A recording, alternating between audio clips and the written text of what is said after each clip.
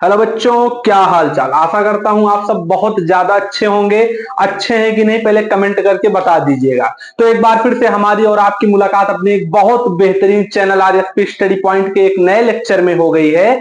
पिछले लेक्चर में हम सभी लोगों ने देखा था जाइलम। आज हम लोग इसका पार्ट 02 फ्लोएम देखने चल रहे हैं। एनसीईआरटी में आपका जो जाइलम और फ्लोएम मतलब ट्रांसपोर्टेशन इन प्लांट वाला जो पूरा दिया गया है फिगर, उसमें आपका लास्ट टॉपिक फ्लोएम के ऊपर है। इसके बाद आपका लाइफ प्रोसेसेस चैप्टर का एक्सक्रीशन वाला टॉपिक शुरू हो जाएगा। तो चलिए हम लोग शुरू करते हैं, क्योंकि टूडेज टॉपिक में भी लिखा है रोल ऑफ फ्लोएम और transportation of food in plants. ठीक भैया, क्योंकि फ्लोएम प्लांट्स में ही पाया जाता है। तो देखिए बहुत छोटा सा लेक्चर होगा, बड़े आराम से पढ़ लीजिएगा। देखिए सबसे पहले, क्योंकि ये हम आपके जो पूरा पैराग्राफ है उसका हम एक पूरा समरी आपके सामने लेके आ गए हैं। पूरा पैराग्राफ समझने से ज्यादा अच्छा है उसमें क्या लिखा है उसको समझ लें, पेपर में हमारा काम चल जाए, पूरी जिंदगी के लिए हम सीख लें, ये समझ के हमें पढ़ना है। तो देखिए फोटोसिंथेसिस प्रोसेस जो होता है उस प्रोसेस को पेड़ की पत्तियों में किया जाता है। किसके द्वारा? पेड़ के द्वारा। क्यों? क्योंकि जो फोटोसिंथेसिस प्रोसेस है उसके लिए जरूरत पड़ती है क्लोरोफिल की। सिर्फ फोटोसिंथेसिस की भी वीडियो बनी है, पर वो तीसरी की चौथी वीडियो थी आपके चैप्टर की। आज आपका लेक्चर नंबर 15 होने वाला है। ठीक भैया, तो वहां से अगर आपको फोटोसिंथेसिस में दिक्कत है तो उसे देख लीजिएगा। इसको देखने के बाद हम मोटा मोटा आपको समझा दे रहे हैं कि फोटोसिंथेसिस जो है वो पेड़ की पत्तियों में होता है। उसमें जरूरत होती है पेड़ के पत्ते की हरी कलर का जो पिगमेंट होता है, क्योंकि पेड़ की पत्ती हरी होती है, और हरी होती किस पिगमेंट के कारण है? क्लोरोफिल। दूसरा चीज सूरज की रोशनी की जरूरत होगी। तीसरा चीज कार्बन डाइऑक्साइड की जरूरत होगी, और उसके साथ में पेड़ जो जाइलम से पानी खींचेगा उसकी जरूरत होगी। यही चार चीज होता है, तो वो सब आ जाएगा पत्ती में। अब क्या होगा? फोटोसिंथेसिस जब प्रोसेस शुरू होगा तो पेड़ की पत्ती में कुछ प्रोडक्ट बनेगा, कुछ मटेरियल बनेगा, कुछ खाना बनेगा जिससे पेड़ अपना खाना खा सके। तो वही लिखा है कि कुछ मेटाबॉलिक प्रोडक्ट फॉर्म हो जाएंगे, मतलब कुछ चीज बन जाएगा। ठीक, फोटोसिंथेसिस हुआ, उससे कुछ बना पेड़ की पत्ती में। फिर क्या हुआ? एक प्रोसेस हुआ ट्रांसलोकेशन। क्या हुआ? ट्रांसलोकेशन। और ट्रांसलोकेशन प्रोसेस के द्वारा ये जो मेटाबॉलिक प्रोडक्ट बना हुआ है पेड़ की पत्ती में, ये पेड़ के सभी पार्ट के अंदर फ्लोएम नामक पाइप से चला गया। एक थोड़ा सा कंफ्यूजन होगा आपको, पूरा डिटेल में समझाते हैं। देखिए फोटोसिंथेसिस हुआ पेड़ की पत्ती में, पेड़ की पत्ती में जब फोटोसिंथेसिस हुआ तो एक प्रोडक्ट बना, उसका मेन खाना बना, जिसको कि उसे खाना है पेड़ को। तो वो जो प्रोडक्ट है वो अब भाई पत्ती में बना है, तो पत्ती से खाना, मान लो पत्ती में है, अरे पैसा बैंक में है तो हमको जाना पड़ेगा बैंक, वहां से निकाल के लाना पड़ेगा, तभी तो हम यूज करेंगे। तो वैसे ही पेड़ के पत्ती में खाना है तो पेड़ की जड़ को चाहिए, तो पत्ती से जड़ तक कोई एक पाइप लगी होगी ना जो खाने को लेके जाएगी। वो जो पाइप है उसका नाम है फ्लोएम। और जो प्रोसेस हो रहा है मतलब आने जाने का खाने का, पत्ती से जड़ तक, पत्ती से तने तक, पत्ती से पेड़ के अगले डाल तक, इस प्रोसेस को कहते हैं ट्रांसलोकेशन।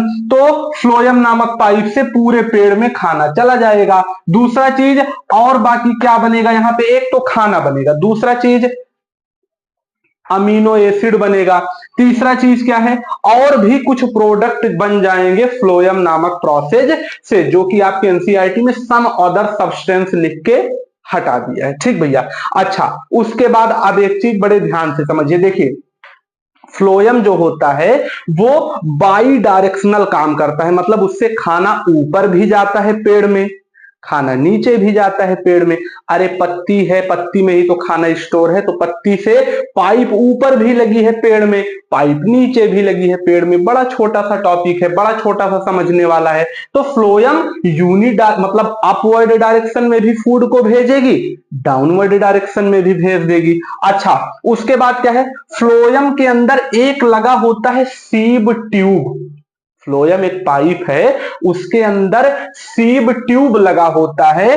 वो सीब ट्यूब भी खाने को या और प्रोडक्ट को ट्रांसलोकेट मतलब इधर से उधर करने में मदद करती है। और किस चीज को इधर से उधर करेगी? वही जो फोटोसिंथेसिस प्रोसेस से बना हुआ है मटेरियल, वो कहां कहां भेजेगा, फ्लोएम कहां कहां भेजेगा? पत्तियों से पेड़ के जड़ में भेजेगा। क्यों? क्योंकि कभी कभी देखते हैं, जैसे मान लीजिए गर्मी है, गर्मी से जब बरसात आई, बरसात में पेड़ हरा भरा हुआ, हरा भरा होकर ठंडी आ गई। अब ठंडी में पेड़ की पत्ती गिरना शुरू हुआ और गिरते गिरते गिरते गिरते पतझड़ का मौसम आ गया, एक भी पत्ती पूरे पेड़ पे नहीं रह गई, पूरा पेड़ लगता है सूख गया। लेकिन फिर जब बसंत ऋतु आएगी, स्प्रिंग का सीजन आएगा, तब क्या होगा? नया नया पेड़ में पत्ती, नया नया कल्ला, चारों तरफ हरियाली निकलना शुरू हो जाएगा।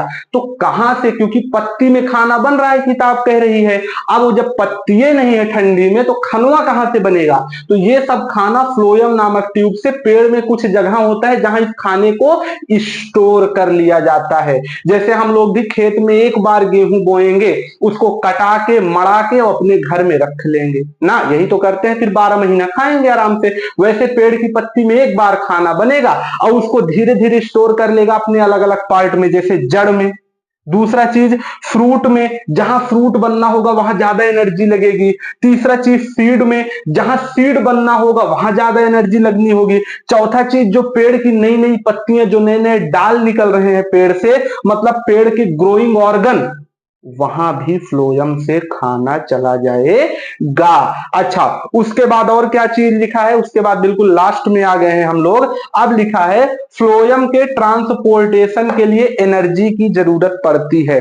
कोई भी चीज है, गाड़ी चलनी है तो पेट्रोल लगेगा, तो गाड़ी का एनर्जी क्या है? पेट्रोल। वैसे अगर फ्लोएम पूरे पेड़ में दौड़ रहा है इधर से उधर, तो एक्टिव ट्रांसपोर्टेशन की जरूरत पड़ेगी। मतलब फ्लोएम कैसा प्रोसेस है, अगर आपके पेपर में आ जाए तो बता दीजिएगा एक्टिव प्रोसेस, पैसिव प्रोसेस नहीं है। क्यों? क्योंकि पैसिव मतलब जो अपने मन से हो, और एक्टिव मतलब जिसमें एनर्जी की जरूरत पड़े। इसको याद कर लीजिएगा।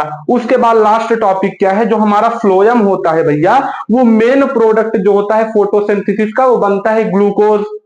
और जो फ्लोएम होता है वो दो चीज का ट्रांसपोर्टेशन करवाता है। एक करवाएगा सुक्रोज का ट्रांसपोर्टेशन, मतलब कि जो आपका बनता है फोटोसिंथेसिस में जो प्रोसेस होगा उसमें बनेगा ग्लूकोज, ग्लूकोज को ही हम लोग कहते हैं सुक्रोज। तो पेड़ की पत्ती में जो ग्लूकोज बना है वो ये फ्लोएम वाली पाइप पूरे पेड़ के अलग अलग पार्ट में पहुंचाएगी, पहला काम। दूसरा काम क्या है? कुछ वाटर भी पहुंचाएगा। वैसे तो वाटर पहुंचाता है मेनली कौन? जाइलम।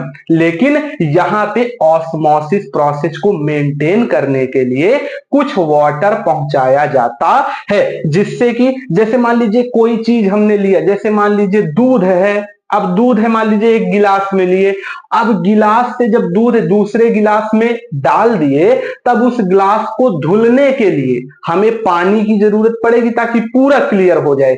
वैसे ही कुछ अगर खाना कहीं अटका हो फ्लोएम के पाइप में, तो थोड़ा सा वाटर इससे भी क्या होता है? पास हो जाता है, ताकि पूरी पाइप क्लियर रहे, कोई भी गंदगी, कोई दिक्कत उसके अंदर ना आए। और ये होता किस प्रोसेस से है? ऑस्मोसिस से। आपके पैराग्राफ का इंपॉर्टेंट लाइन है, ठीक भैया।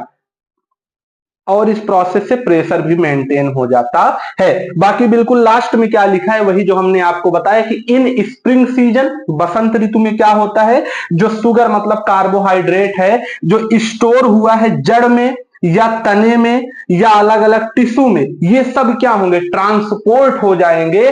और जब जान गया पेड़ की अब सीजन आ गया, अब हमें नए नए पत्ती लेना है, फल लगेंगे, फूल लगेंगे, तब फिर से पूरे पेड़ को हरा भरा करने के लिए जो फ्लोएम अलग अलग प्लांट के स्टोरेज ऑर्गन में खाने को भेजा था, वो सब फिर से यूज करके पेड़ को बिल्कुल हरा भरा फिर से बना देंगे, जिसके लिए पेड़ को एनर्जी की जरूरत होगी। और एनर्जी मिलेगी कहां से? वही फ्लोएम जो कार्बोहाइड्रेट फोटोसिंथेसिस में बनाया है। तो पूरा लेक्चर जो है आपका वो फ्लोएम और कार्बोहाइड्रेट फोटोसिंथेसिस और ट्रांसलोकेशन, इन्हीं 3-4 वर्ड के बीच में घूम रहा था, आपने अभी देखा। अगर कोई दिक्कत हो, कोई कॉन्सेप्ट ना समझ में आया हो, तो पूछ लीजिए कमेंट में। अगर समझ में आ गया हो सब कुछ, तभी कमेंट में बता दीजिए कि हाँ सर कोई दिक्कत नहीं है। बाकी प्लेलिस्ट में चले जाइए, बायोलॉजी का हम पढ़ा रहे हैं, फिजिक्स का आपका पूरा क्लास 10th का चल रहा है। इसके पहले भी चैनल पे बहुत ज्यादा वीडियोस आपके लिए जो हेल्पफुल हैं वो अपलोड की गई हैं, वहां से देख लीजिए। समझ में आए तो वीडियो को लाइक करिए, चैनल को सब्सक्राइब करिए और अपने दोस्तों में शेयर करना मत भूलिएगा। तो मिलेंगे नेक्स्ट लेक्चर में, तब तक के लिए ओके बाय।